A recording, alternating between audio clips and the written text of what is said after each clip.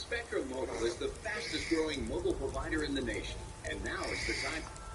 Yeah, so I think it goes without saying that Hogwarts Legacy is beautiful on PC, even with ray tracing off on Ultra. But check this out, ray tracing on Ultra settings is glorious. Now there are some standout issues here when you do this.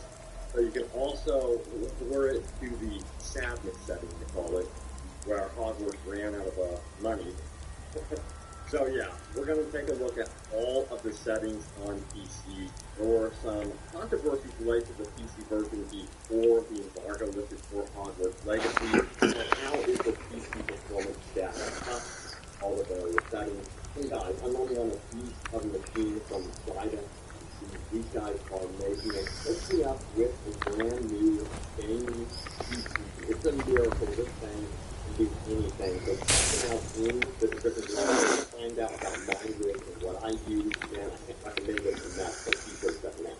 And one of the things I'm so impressed about is the pure quality. I have communicated with me constantly about the process of my PC build, do major QA testing on my PC to ensure it works 100% every day, all day. I love when I do my video. I switch to Hogwarts Legacy, make my thumbnail artwork all with ease, and simultaneously having all these windows open. And guess what? There's no slowdown. It's really impressive. And it's also quiet on the net. And Giant also offers a wide variety of PC options on their website, by the way, so you can build your perfect PC to your budget and spec with no issues. Today by calling them in the description below, and don't forget to use my discount code. So let's get into it. So you're probably wondering,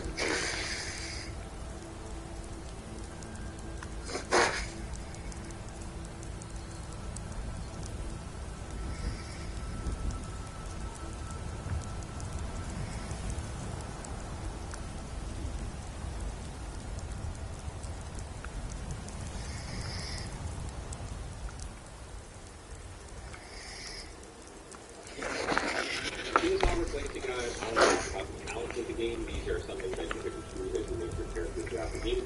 There are some good ones, there are some bad ones. I'll give you my recommendations so that you can get off to the best possible start. We'll start with the spell talent first. So the first one is Incendio Mastery. This talent affects the Incendio spell, but when you have a AoE fire around you, you cast the spell.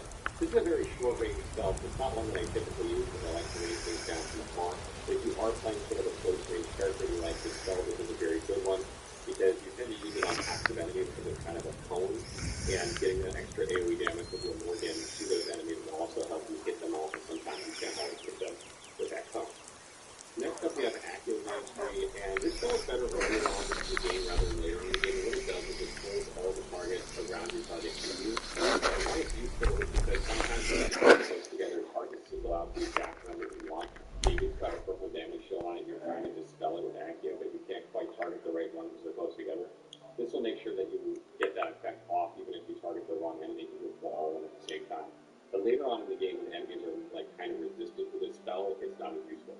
And Leviosa Mastery is very similar. It raises everything near your target instead of just the target, and it's useful for the same reasons that Active Mastery is. Sometimes you're trying to single out target for the yellow damage shield with Levioso, and you can't get them because they're grouped together, the targeting is a little wonky, and this allows you to get them by clipping another target with it. But again, later in the game, you don't tend to use Levioso as much, although it is used more than Accio, so of the two, I recommend this one over that one. Confringo Mastery sends up fiery bolts that seek nearby enemies when you hit a target with Confringo. This is actually really good. I use this spell pretty regularly as an amount like fighting enemies on the landscape because that's very good range and season damage. A lot of enemies can fire. The fact that this automatically seeks out other enemies and hits them is fantastic. Highly recommend this one. Compulsive Mastery modifies Compulsive to send out a blast directly around you, kind of in a cone, knocking everything in front of you backward. Again, this is much better on a close range build, so if you're using something like Incendio and Depulso, this would like usually work really well together because you're going to have to be at close range in order to get the best benefit from this. Defendo Mastery modifies Defendo to make the slice go through the target and then into target.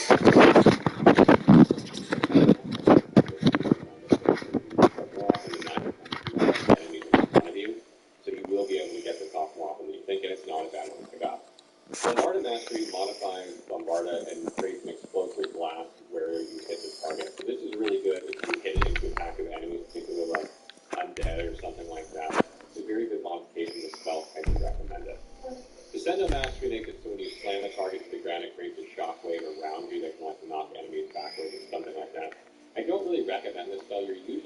crescendo at range and you're not trying to keep enemies close to you when using this, it can be useful if your spacing is bad, but obviously you're not trying to have bad spacing, so I don't recommend this one.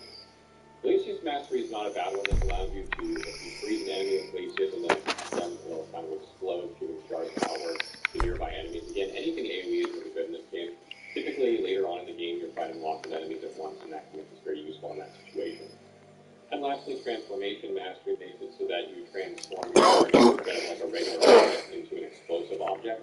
So when you fling that object or that enemy that becomes an object at another enemy, it'll explode, dealing extra damage. This one is really, really good in my opinion, because exploding things deal tons of damage, and again, they AoE, so definitely a good one to pick up. My dad went ED. Who's the legend? Don't be shocked. The guy who's eternally locked out of his email is going ED. Nice car. It's an F. Rise with Cat. You think they don't charge fast enough or go far enough? Up to 80% charge in 18 minutes. Range? Heck, we can go to Mexico. You tell me, man. Luke. Okay. I could also make it play nature sounds if you want. Introducing the all-around. Moving on to the Dark Arts talents, the first one is Stunning Curse. This makes it so that when you use Stupefy on an enemy, it also curses them, increasing the damage they take for a while. This one is really good. It's not hard to get Stupefy off after a little bit of practice, and dealing increased damage to targets after you do this will just make fights go faster, particularly longer, harder fights. Highly recommend this one. Blood Curse is an interesting one because it allows you to deal damage to all cursed targets while you're dealing damage to one cursed target. It really depends on how long your curse duration is. If you have increased curse duration, then that actually is not bad, and also whether you have your spells modified to become curses from taking other talents in this tree. So it's really dependent on your setup, but if you're kind of going the curse route, this one's not a bad choice to take. Knockback Curse essentially modifies Flipendo in order to provide the curse effect on the enemy when you cast it on them. So if you like this spell and you're using this spell, this is a good one to pick up because it's going to increase the damage you deal to that enemy after using Flipendo. Disarmament Curse is pretty much the same effect except when you're using Expelliarmus, so if you like that spell, this is a good one to pick up. Enduring Curse is pretty much a must if you're going the curse route. If you want to use Blood Curse effectively, you're going to need Enduring Curse. And if you modify any of your spells to deal with the curses or several of them, then you absolutely want this one, giving you as much time to deal as much damage as possible. Imperial Mastery effectively makes the target that you cast Imperial on first targets that it strikes with its attacks, increasing damage against them.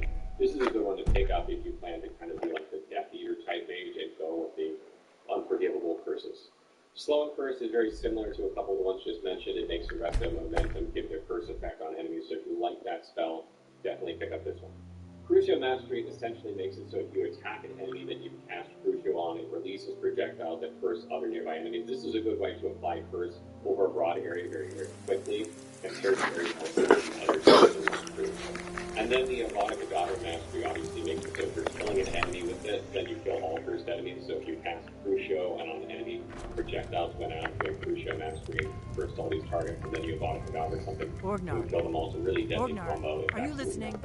We got rooms and food. Drink for the thirsty, food for the hungry. So if you have this one, you do that exact scenario, you heal yourself for each one of those enemies killed. So next up, let's take a look at Spell Knowledge 1 and 2. These effectively give you more bars that you can slot spells on that you can kind of switch between. I would recommend at least getting 1 or 2 of these because otherwise you're going to keep swapping spells all the time and it can get frustrating. You can have yourself like a fighting setup on your main bar and then maybe like an exploration on another bar. Or, Not to. Need a room? Talk to Delphine. Lucan at the Riverwood Tribe had his store broken into the other night. Oddly enough, barely anything's been stolen. Wiggenweld Potency 1 and Wiggenweld Potency 2 are really Have you seen that shrine of Azura? They say the Dark Elves built it after they fled from Morrowind. Sight to see. Of course. It's all in this note. Did you hear me? Yep, Ale's going bad. Swift is an interesting one. I don't think you really need it if you're good at dodging, but again, if you're trying to play a build that's like close range spells like Incendio or Pulso, this is a good one to have because it'll allow you to get close to enemies. You don't have potatoes in your ears after all. Just make sure we get the rest. Protego Absorption is a great talent because it essentially allows you to, when you block enemies with Protego, it builds your ancient magic meter, and there are a lot of enemies in this game that have such high health tools. The most effective way to deal damage to them, or one of the most effective ways, is through using ancient magic, and it can take a long time to Well, one of us has to do something. That helps build your I said no. faster if you don't make those shots. Strategic throw expertise allows you to grab enemy weapons that you disarmed and throw them back in. So if you're using Expelliarmus, if this is a skeleton light, this would be a good one to take because it allows you to take their wand after you take it out of their hand or whatever weapon. It's like an axe or something and fling it back at them for additional damage. Basic cast mastery is pretty much a staple, I think, for any mage. It reduces the spell cooldown of your spells just from basic attacking. This is really helpful because it gets your spells back quicker, allowing you to cast them all. Stupefy mastery essentially makes it so when you stupefy enemies, they remain stunned longer after you stupefy them. I don't think this is super necessary. Most enemies, particularly later on in the game, you don't necessarily want to stupefy them. Sometimes you do it just out of habit, but there are better ways to deal damage to them than stupefying them, so I don't recommend taking this one. Evasion Absorption allows it so that when you successfully dodge an enemy attack, you gain some of your ancient magic meter again as a thing. No adventures, no theatrics, no thief chasing. Well, what are you going to do then, huh? Let's hear it. We are done talking about it. I don't know what you overheard, but yeah, we did have a bit of a break. An ornament, solid gold in the shape of a dragon. You could? I've got some coin coming in from my last shipment. It's yours if you bring my claw back. If you're going to get those thieves, you should head to Bleak Falls Barrow, northeast of town. So this is your plan, Lucan? Yes. So now you don't have to go, do you? Oh, really? Well, I think your new helper here needs a guide. No, I highly recommend this one to use all the time you're trying to review this. So you have this one to help build your ancient magic faster. Protego Mastery, Vincent's schedule release a damaging blast that breaks enemy shields when you do a perfect Protego again. It's when you carry it the very last second, walk the very last second of Protego. If you're not very good at this, I would recommend doing it, but if you get it down and you find that you're doing it pretty much perfectly all the time, highly recommend it. Stupefy expertise is not about what you pick up, because I use Stupefy all the time. I'm not a perfect Protego expert, but I often get off Stupefy. And this is a good way to increase the damage you do when you stupefy, so it's not about what you take. Moving on to the stealth talents, we have Sense of Secrecy 1 and Sense of Secrecy 2. These essentially make it harder for enemies to see you. Stealth is extremely deadly to see you in Assassin's Creed style without anyone ever seeing you, without ever having to fire a shot. The downside of that is if you lose the dueling challenges as often like you would be if you miss out on those because you're just killing things with stealth. But once you have those unlocked, it's not super important. But it's a great way to alleviate some of the difficulty in this game, like in terms of combat or sometimes the somewhat tedious nature of like how long fights can take with a number of enemies. You can actually bypass a lot of the difficulties just by using stealth. So if you're someone who likes to use stealth and find it easy for you to use, absolutely get it. And human demiguise is really good if you are also someone playing stealth a lot. This allows you to move faster while you're sprint or you're using disillusionment. You use this not only in combat, but also like when you're going around the castle areas, those could be restricted areas to move faster. So it's a good one to take just general. And lastly, overhears or talent mastery makes it so that when you use your stealth attack on an enemy, it'll also a lot of times enemies are together. So this is really, really useful because maybe you walk up and get one, but then the other one will see because you're right next to it. But if you have this, you'll just get them both. And then you don't have to worry about it. It makes stealth encounters much more easy. If you're going to play like a stealthy character, definitely take this one.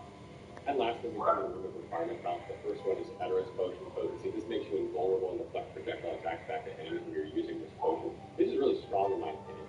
If you have Atone potion and you're using it, this makes you like invincible. So I don't know why you wouldn't take this one if you are someone who likes to use potions. And this might even make you use this potion just because this is a very strong effect.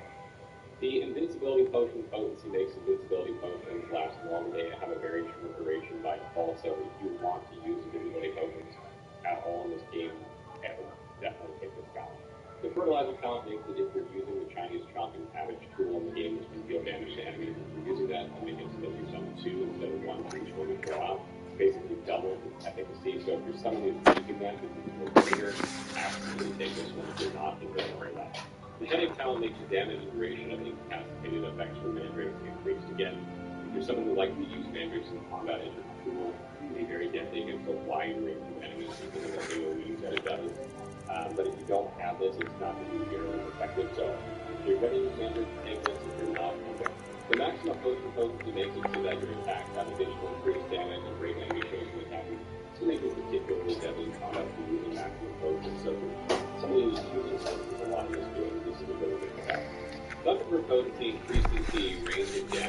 try the 8, fine. But only to the edge of town. The sooner you... Oh, a bit of this and a bit of that. It increases stamina. This is really good. If you're going to use this potion, I highly recommend getting this one because that can make that potion really, really deadly. The focus potion potency increases the duration of this potion's effect. This reduces the cooldown of your spells, so your cooldown will be lower for a longer period of time. So if you're somebody who likes to play a lot of spells a lot, or This way. part of the game where you're having like a lot of combat, this is really good. And lastly, you have Noxious. This makes the venomous impacted attacks deal more damage and break shield. The fact that it's a great shield is really We have to go through town and across the bridge to get to Bleak Falls Barrow. You can see it from here, though. The mountain just over the buildings. This can go a long way to alleviating that problem if you're using this tool. So that sort of wraps up. Those thieves must be mad hiding there. Those old crypts are filled with nothing but traps, trolls, and who knows what else.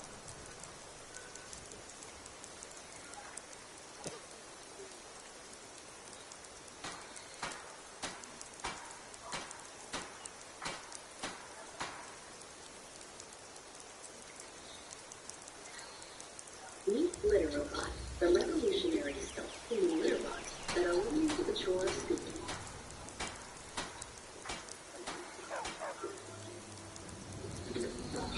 Here you are.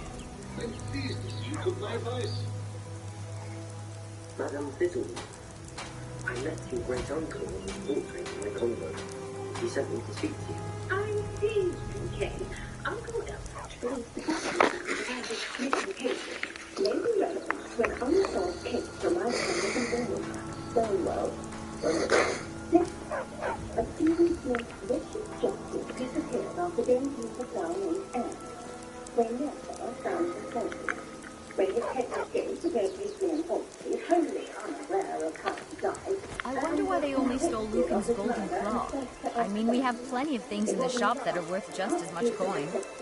Lucan found the claw about a year after he opened the store. He never quite explained where he got it. He's a tricky one. I'm not sure how I can help. And the alibi was someone. Remember, she said check your solitary signature following a map found on some page to be stolen from peas. And you think Pease ripped those pages from the book of items, the restricted section? It's my great uncle. This way. You believe? Yes. At least that's what the portrait fit hospital said. And insisted that that was the artist followed the Mexican, but only after she followed a series of puzzles he prepared. This is the bridge out of town. She said she never even solved the stuff, so they didn't eat. Just as good vanished almost as soon as he appeared, without checking the covers, pages, or the names, and the sense that Azkaban based solely on Apollonius spurious testimony. I don't understand. What can I do to help? I believe Anne may have solved that puzzle by now, but at the same time, Azkaban is the shadow of her former self. She doesn't speak to anyone she doesn't trust, and she trusts no one. If you, a student with a connection to Cambridge, like Shakespeare has, think of them, she might provide new information.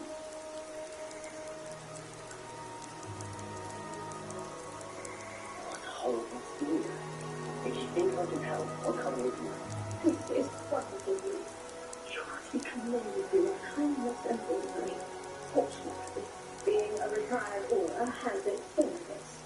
With an accolade right through her. I have spoken to ministers, professors, and many others to that philosophy. He is still talented, but I will keep you safe. Very nice. Let's go. Very well. Shall I go together? Yes, sir. I will preach everyone. Do take care now, and tread lightly in that horrible place. We'll be there in about a moment.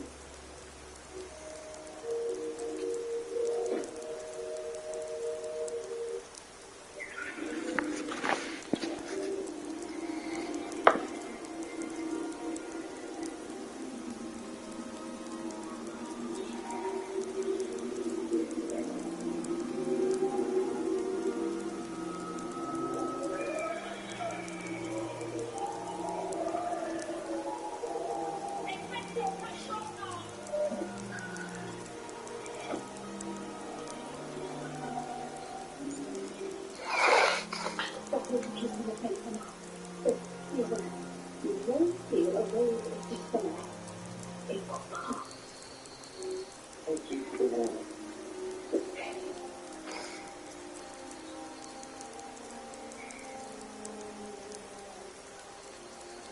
Earlier today, Hogwarts went.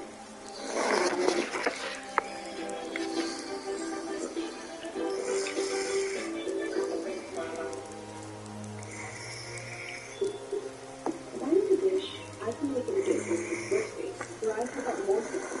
So if it looks fast, Earlier today, Hogwarts Legacy dropped worldwide. That means that you picked up the deluxe edition of the game. And in this video, since you probably just picked up the game, I want to help you be a little bit better at it. I'm going to be showing you some of the features that the game never really tells you about. Some hidden features, and even just ones that aren't all that well documented or not explained all too well. And in general, in this video, I'm going to give you a bunch of day one tips and tricks for Hogwarts Legacy and how to get a bunch of money really quickly, because trust me, you're going to need money in this game. This video, I'm going to make more design choices with Hogwarts Legacy, and you do need to buy stuff. Currently, in the course choices for the game, early on, going to attend several classes that give you an introduction to how crafting works for potions as well as plants. And for one reason or another, besides you go into this, you don't need to spend money to unlock a ton of things.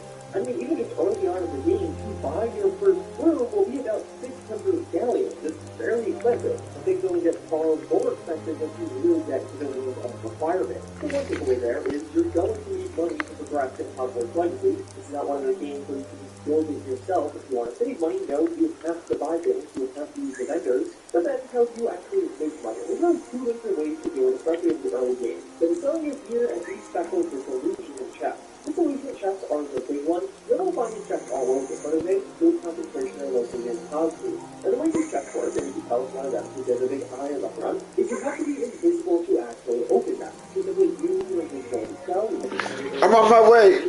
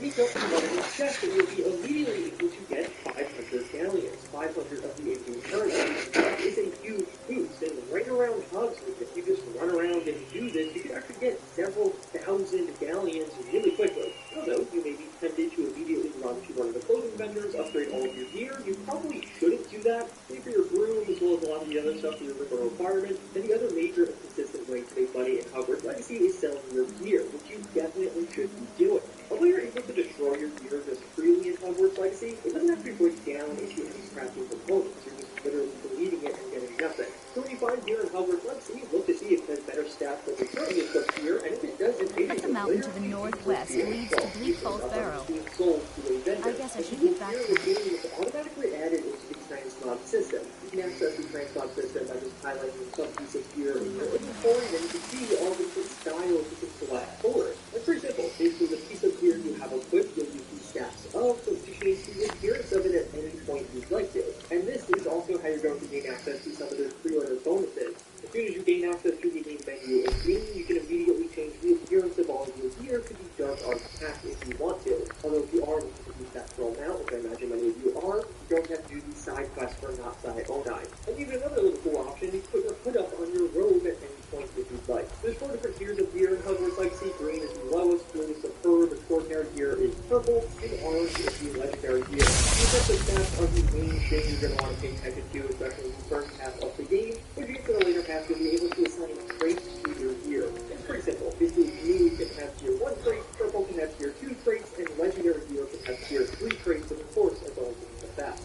So basically, fill your gear and make sure you actually use these little eye chests. We're going to just sneak up to them, because that's how you're going to be making money in this game. Although, since one of the main ways to make money with looting gear, you may want some more inventory space. The way you're going to do this is by completing thorough puzzles. These are scattered all throughout the map, but you can gain access to these via a main quest. It'll happen a few hours in as you do a quest with outside atone, and then from there you can do these puzzles freely, and as you complete several of them, you gain more inventory slots. Which is very handy. This is one of the things in particular that it's good to do early on, so it'll pay dividends across the entire game. But something else that will pay dividends across the entire game is messing with some of the settings. The default camera sensitivity options in Hogwarts Legacy are just kind of bad. This particularly if you're playing with a controller, but a way to usually do movement and scanning is to turn camera acceleration all the way down and turn camera sensitivity all the way up, or at least very high. Now, obviously, you can easily test this for yourself, again, if you're using a controller in particular, but for me, changing these settings made it feel like I had far more control over where my camera was pointing, and just a lot more fluidity with moving the camera around, especially in combat where you have to do that very quickly. Another setting that is on by default, but I think a lot of you may want off, is camera relative targeting. This will make it so you can use the controller joystick to target enemies instead of having to look at them. So by default in the game, to target an enemy, you have to be looking at them as they'll be targeted. But with this setting off, you'll be able to use the joystick and actually target enemies around you that you can't actually see. To me, it made combat feel far more fluid overall. You quickly switch from enemy to enemy and chain combos between enemies together much more easily. But again, all these settings are going to be super subjective. I just highly recommend you toy with them. They actually do make a pretty big difference. A few rapid fire features that are really handy to know, and the game doesn't explain all that well. You're going to get these owl letters as you play through the game. Especially if you start with the mid-game, a lot of quests will actually come from these letters. And the quest won't trigger for you until you open the letter. So make sure you open your owl letters, because if you find yourself stuck not realizing what is next to do, it may just be you didn't actually trigger the quest yet because you didn't open your letter yet. Talent and Hogwarts Legacy will be just like perks, and they are not going to be refundable. When you spend your talent point, you are locked into that for the entire playthrough, so choose carefully. You'll be spamming the Revelio spell across the entire game, but for one reason or another, if you use Revelio on a broomstick, it's going to reveal far more information and have a much larger range as compared to using it on foot. The top button on controller, so either Y or triangle, will skip through dialogue. This is also the button that will skip through cutscenes altogether, but if you just tap it while in dialogue, it'll actually skip either your voice line or the other NPC's voice line. If maybe on day one you're already sick of hearing the NPCs talk to you, if you are using a controller, you can use the left and right on the D-pad to actually switch between the type of map you are looking at. So you can switch between the overall map, the Hogwarts map, or the Hogsmeade map. This is a lot easier than actually having to scroll your way all the way up there. Just kind of another one to have in your back pocket that you'll use from time to time. If you zoom all the way out on the world map, you can actually see the regions a bit more broadly. It's details like enemy level, as well as a bunch of the activities there. And there's even a weight option via the map. And this is genuinely handy. Some of the activities in the game will only appear in night, as well as some creatures will only spawn in the world at nighttime. So waiting until nighttime could be valuable. Hogwarts Legacy overall is an open world game, but exploring the open world too early is genuinely kind of pointless. But pretty early on, you can technically run around pretty freely. You can explore Hogwarts fully, and you can start to venture outside of Hogwarts. But there isn't much point. The first several hours of main quests are where you're going to actually get many of your character abilities. When you for spells that will unlock access to other things. So though you technically have the option to leave Hogwarts relatively early on, before you know a couple of the introductory spells, you won't even be able to complete some of the open world activities. You won't be able to do some of the puzzles in the world early on, so I recommend waiting to have that full open world experience to pull around when you get the room requirements and your rooms there. And if you're just jumping to the beginning and having difficulty with it, a couple of general tips for combat is around your spacing with enemies. It seems like if you're further from enemies, it does take them a longer time to hit you. So it's harder to get your shield up and further away from them. Since when you're close to them, of course, the spell will land more quickly, and thus you have a smaller window to shield. So in general, I found it to be pretty helpful to just maintain a decent degree of spacing between you and the other enemies around you, to give yourself enough of a buffer to actually get those shields and counters off. Although another pro tip is to establish early on where you're going to have certain spells, at least their colors. The core part of this game is breaking enemy shields. To break an enemy shield, you're going to have to use a corresponding spell color. So if you see a red shield, you have to use a red spell. Make it so, let's say the red spell is always on the left side and the yellow spell is always on the right side, let's say, becomes really handy by the mid to late game, as you're going to really want that muscle memory. So you can constantly be spamming these even as you switch in between your different spell loadouts. Although if an enemy does have a shield, you can at any point use an ancient magic throw to break it. In the worst case scenario, if you find this game to be too difficult, you can always turn the difficulty down. Do this at any point and on the fly. I have to do further testing, but based off my initial testing at least, it does seem like enemies actually do have faster reaction times on the harder difficulty compared to the normal difficulty. So difficulty isn't just determining your damage dealt and damage received, it seems like it actually has some AI impact as well. So overall, yeah, hope you guys found this one informative, really targeted around your day one experience.